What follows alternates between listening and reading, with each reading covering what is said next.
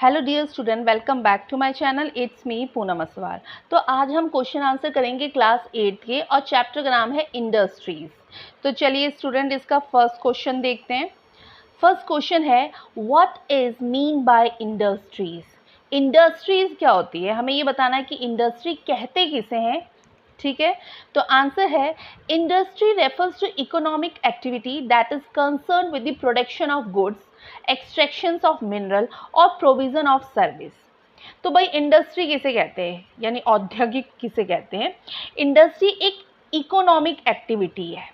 क्या है? एक इकोनॉमिक एक्टिविटी है जो या तो प्रोडक्शन करे, किसका प्रोडक्शन करे, गुड्स का, एक्सट्रैक्शन ऑफ मिनरल्स का, और या हमें जो सर्विस प्रोवाइड करे। जैसे सर्विस कैसे प्रोवाइड करते हैं, जैसे जियो फाइबर हो गया या एयरटेल एक्सट्रीम हो गया, ये हमें क्या करते हैं, सर्विस प्रोवाइड करते हैं। तो क्या करें, हमें जो सर्विस प्रोवाइड कराते हैं वो क्या है, वो सब इंडस्ट्रीज है। ठीक है, एक ऐसी इकोनॉमी है, एक्टिविटी है जो या तो प्रोडक्शन करता है गुड्स का, या एक्सट्रैक्शन ऑफ मिनरल्स है, और या जो हमें सर्विस प्रोवाइड कराते हैं इंडस्ट्री को, उसको कहते हैं इंडस्ट्रीज। ठीक है, बढ़ते हम नेक्स्ट क्वेश्चन में, जो है क्वेश्चन नंबर 2। क्वेश्चन 2 में पूछा गया है, what are the main factor which influence the location of industries. तो कोई भी इंडस्ट्री का सेटअप करने के लिए हमें कौन कौन से फैक्टर इन्फ्लुएंस करने पड़ेंगे। मतलब अगर कहीं मुझे एक इंडस्ट्री खोलनी है और उस इंडस्ट्री को खोलने के लिए मुझे क्या क्या फैक्टर चाहिए उस एरिया में या उस लोकेलिटी में, वो मुझे ध्यान रखना चाहिए। तो वो क्या क्या है, तो फर्स्ट है availability of a raw material. तो सबसे पहले मुझे वहाँ पे कच्चा माल चाहिए। ठीक है, कि आसपास या वहीं के लोकेलिटी में क्या मिल जाए, मुझे कच्चा माल मिल जाए। ऐसा ना हो कि मुझे बहुत दूर जाना पड़े, मेरा ट्रांसपोर्ट का खर्चा हो, तो फ़ायदा क्या होगा उस इंडस्ट्री के लिए। तो इंडस्ट्री सेटअप करने के लिए मुझे ये पॉइंट सोचने पड़ेंगे कि मुझे कच्चा माल आसपास ही मिल जाए, अवेलेबल हो जाए। अवेलेबिलिटी ऑफ लैंड, मुझे भूमि मिल जाए। एडिक्वेट सप्लाई ऑफ वाटर, मुझे पानी सप्लाई हो जाए, मतलब पानी मिल जाए। एडिक्वेट सप्लाई ऑफ लेबर, शक्ति के साधन हो मुझे, मतलब जितने भी लेबर्स है वो लेबर्स मुझे सही टाइम पे मिल जाए। एक्सेस टू पावर, यानी इलेक्ट्रिसिटी मिल जाए मुझे वहाँ पर। एंड एक्सेस टू ट्रांसपोर्ट, और परिवहन भी मिल जाए, जो क्या कर सके, जो उस प्रोडक्ट को कहीं भी ट्रांसपोर्ट कर सके, चाहे लाने में हो या ले जाने में हो। तो ये सारे क्या है, इन्फ्लुएंस फैक्टर है जो मुझे क्या करना चाहिए, इंडस्ट्री सेटअप करने के लिए ये फैक्टर जरूरी मुझे देखने चाहिए। ओके, नेक्स्ट क्वेश्चन है, which industry is often referred to as the backbone of the modern industry and why. तो कौन सी इंडस्ट्री को ना बैकबोन ऑफ मॉडर्न इंडस्ट्री कहा गया है, मतलब वो क्या है, इंडस्ट्री का बैकबोन है। तो आंसर है steel industry is called the backbone of modern industry. तो भाई जो मॉडर्न इंडस्ट्री है, उस मॉडर्न इंडस्ट्री में जो बैकबोन है, वो बैकबोन क्या है, स्टील है। Because almost everything we use it either made up of steel और has been made up of steel machinery. क्यों? क्योंकि हम जो भी यूज़ करते हैं, देखो हम लोग घर में स्टील के बर्तन भी यूज़ करते हैं। अगर कोई चीज़ स्टील का ना बना हो, बट वो चीज़ अगर किसी चीज़ से बन रही है तो वो स्टील से ही बन रही है। ठीक है, तो इसलिए क्या है, बैकबोन मॉडर्न इंडस्ट्री का क्या है, स्टील है। ठीक है, कि क्योंकि हम जो भी यूज़ करते हैं वो या तो स्टील का बना होता है, और या तो जो स्टील नहीं होते वो स्टील द्वारा बनाई जाती है। ठीक है, अगर कोई स्टील नहीं भी है बट वो किस मशीन के द्वारा बनाई गई है, स्टील के द्वारा बनाई गई है। तो इसीलिए जो बैकबोन होती है ऑफ मॉडर्न इंडस्ट्री की, वो क्या होती है, स्टील होती है। ठीक है, नेक्स्ट क्वेश्चन में बढ़ते हैं, why cotton textile industry rapidly expanded in Mumbai. Cotton उद्योग को मुंबई में उसका तेजी से विकास होने के कारण क्या है। ठीक है, आंसर है cotton textile industry has expanded rapidly in Mumbai because of the presence of following things. तो भाई जो कॉटन टेक्सटाइल इंडस्ट्री है वो जल्दी जल्दी मुंबई में क्या हो रही है, बहुत तेजी से विकास हो रहा है उसका। भाई क्यों हो रहा है, सॉरी यहाँ पे ना थोड़ा मिसप्रिंट हो रखा है, थोड़ा ऊपर ओवर राइटिंग टाइप का हो रखा, ओवर टाइप हो गया होगा। तो जो ए ऑप्शन है उसको मैं बता देती हूँ, warm and moist climate, climate है ये। ठीक है, फॉलोइंग थिंग्स आना चाहिए था, तो क्लाइमेट के ऊपर थिंग्स आ गया है। तो ओवर टाइप हो चुका है ये, तो आप इसको प्लीज़ सही कर लीजिएगा, जो मैं बोल रही हूँ आप उसको देखिए। वार्म एंड मॉइस्ट क्लाइमेट, यानी मौसम बहुत अच्छा होना चाहिए। B, a port situated near to import machinery, तो वहाँ पर पोर्ट होना चाहिए यानी बंदरगाह होना चाहिए जहाँ से हम कोई भी सामान ला सके या ले जा सके। Third, availability of a raw material and skilled labour, हमें कच्चा माल वहाँ पे आसानी से मिल जाता है और लेबर वहाँ पे बहुत ही अनुभवी होते हैं।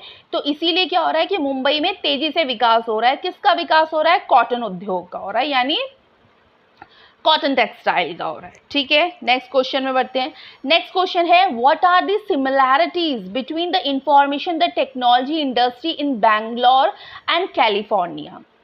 बैंगलोर और कैलिफोर्निया में ना जो इंफॉर्मेशन टेक्नोलॉजी के बीच में जो सिमिलैरिटीज़ है हमें वो बतानी है, कि बैंगलोर में भी और कैलिफोर्निया में भी जो सिमिलैरिटी है वो बताओ। तो आंसर है both have a clean environment, तो भाई दोनों ही जगह में साफ वातावरण है। सेकंड है the mild climate through out the year, और दोनों ही क्लाइमेट माइल्ड क्लाइमेट होते हैं, ना तो वहाँ ज़्यादा सर्दी पड़ती है और ना ही ज़्यादा गर्मी पड़ती है। कहाँ पे? बैंगलोर और कैलिफोर्निया में। थर्ड है close to major roads and airports, भाई वहाँ पर रोड और एयरपोर्ट्स भी आपको पास पास मिल जाएंगे। फोर्थ है गुड एक्सेस टू मार्केट, दोनों में मार्केट क्या है? मार्केट एरिया नज़दीक है। नेक्स्ट है स्किल्ड वर्कफोर्स, दोनों ही जगह पे ना बहुत ज़्यादा पढ़े लिखे लोग मिल जाएंगे, आईटी के क्या मिल जाएंगे? वर्क वाले मिल जाएंगे, लोग मिल जाएंगे। तो इसीलिए बैंगलोर और कैलिफोर्निया में क्या है? स्किल्ड वर्कफोर्स भी है। और नेक्स्ट क्या है? लो कॉस्ट ऑफ लिविंग, और वहाँ पर रहना बहुत आसानी है। तो इसलिए बैंगलोर और कैलिफोर्निया ये क्या है? इंफॉर्मेशन टेक्नोलॉजी के बीच में क्या है? इनकी सिमिलैरिटी है, दोनों में ही ये सिमिलैरिटी है। ठीक है, नेक्स्ट में बढ़ते हैं। नेक्स्ट है टिक वाले क्वेश्चन है, यानी एमसीक्यू है, tick the correct answer. First question है सिलिकॉन वैली इज लोकेटेड, तो भाई सिलिकॉन वैली यानी सिलिकॉन घाटी कहाँ पर है? कहाँ पर है? बैंगलोर पर है, कैलिफोर्निया पे है या अहमदाबाद पे? भाई कैलिफोर्निया पे है। ठीक है, नेक्स्ट बढ़ते हैं। Which one of the following industry known as the sunrise industry, तो कौन सा उद्योग सनराइज इंडस्ट्री के नाम से जाना जाता है? तो कौन सा जाना जाता है? ऑप्शन ए है iron and steel industry, option B है कॉटन टेक्सटाइल, ऑप्शन सी है इंफॉर्मेशन टेक्नोलॉजी। तो कौन सा होता है? वो होता है इंफॉर्मेशन टेक्नोलॉजी यानी सूचना प्रौद्योगिकी। ठीक है, नेक्स्ट एमसीक्यू में बढ़ते हैं। Which one of the following is a natural fibre, तो कौन सा प्राकृतिक रेशा होता है यानी नेचुरल फाइबर होता है? नायलॉन होता है, जूट होता है या एक्रिलिक होता है? कौन सा होता है? बी यानी जूट। ओके, नेक्स्ट क्वेश्चन है distinguish between the following agro based industry and mineral based industry, यानी आपको डिफ्रेंशिएट बिटवीन करना है किस पे? एक तो करना है एग्रो बेस्ड इंडस्ट्री में और एक करना है मिनरल बेस्ड इंडस्ट्री में। यानी एग्रो बेस्ड इंडस्ट्री को हम हिंदी में क्या बोलते हैं? कृषि आधारित उद्योग। तो पहले हम एग्रो बेस्ड इंडस्ट्री के बारे में पढ़ लेते हैं, यानी उसका डिफरेंस कर लेते हैं। फर्स्ट है plant and animal based product are used as raw material, plant और एनिमल बेस्ड प्रोडक्ट यहाँ यूज होते हैं। इसके एग्जाम्पल्स हैं, एग्जाम्पल किसके? रॉ मटेरियल के, वो होते हैं एनिमल स्किन यानी जानवरों की स्किन और क्रॉप्स। ठीक है, थर्ड क्या है? एग्जाम्पल ऑफ इंडस्ट्रीज, अगर इंडस्ट्रीज के एग्जाम्पल दिया जाए तो वो क्या क्या होते हैं? लेदर इंडस्ट्री होती है और फूड इंडस्ट्री होती है। ठीक है, अब इसी का दूसरा जो हमें डिफ्रेंशिएट करना था वो करना था मिनरल बेस्ड इंडस्ट्री में। तो मिनरल बेस्ड इंडस्ट्री का जो फर्स्ट हो जाएगा वो हो जाएगा mineral based industries minerals ores used as raw material, यानी मिनरल्स ओर्स का यूज होता है। एग्जाम्पल ऑफ रॉ मटेरियल होगा आयरन ओर, लाइमस्टोन।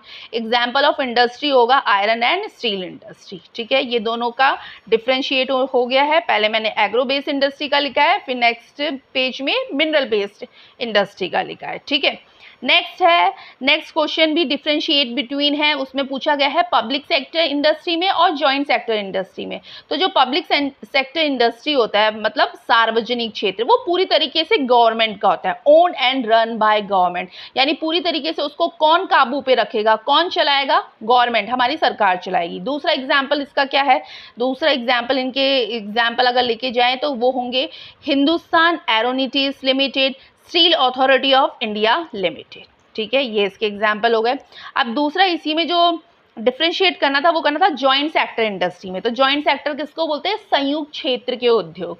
तो ये क्या होता है? Owned and run by state as well as individual. तो इसको जॉइंट में इस इंडस्ट्री को यूज किया जाता है कैसे? जैसे कि कुछ गवर्नमेंट का होता है और कुछ किसका होता है? स्टेट का होता है या प्राइवेट सेक्टर का होता है, ठीक है। तो इसको बोला जाता है जॉइंट सेक्टर इंडस्ट्री। इसके एग्जाम्पल होते हैं जैसे मारुतुस उद्योग लिमिटेड।